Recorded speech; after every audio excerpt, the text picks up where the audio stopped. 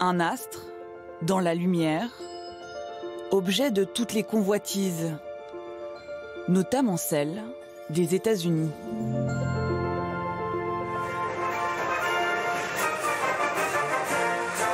Forte de ses victoires politiques internes, l'administration Trump, remontée à bloc, repart à la conquête de l'espace. Comme l'a dit le président Trump, c'est le destin des États-Unis d'être le leader du monde dans les grandes découvertes. La première femme et le prochain homme seront tous les deux des astronautes américains, lancés par des fusées américaines sur le sol américain. We choose to go to the moon in this decade and do the other things, not because they are easy, but because they are hard. 2, 1, 0. Liftoff on Apollo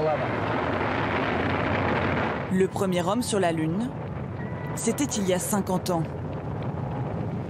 It's one small step for man, one giant leap for mankind. Depuis, 11 hommes ont foulé le sol lunaire. Tous américains, le dernier en 1972. En janvier, la conquête spatiale est relancée. Pour la première fois, un engin se pose sur la face cachée de la Lune. Mais la sonde est chinoise. Ce n'est pas uniquement la compétition envers nos adversaires. On se bat également contre notre pire ennemi, la complaisance. Et on a déjà connu ça. Il y a 62 ans, la course pour l'espace a commencé. L'URSS avait pris de l'avance, mais la vue de Spoutnik nous a poussés à agir. Nous avons refusé de construire un futur dans l'espace, écrit par les ennemis de la liberté. Comme un air de guerre froide, le vice-président met la pression sur la NASA.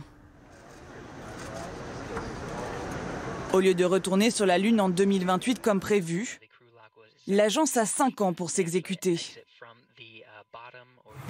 Pour être clair, nous ne sommes liés à aucun constructeur. Si vous ne pouvez pas y arriver, nous trouverons un constructeur qui pourra le faire.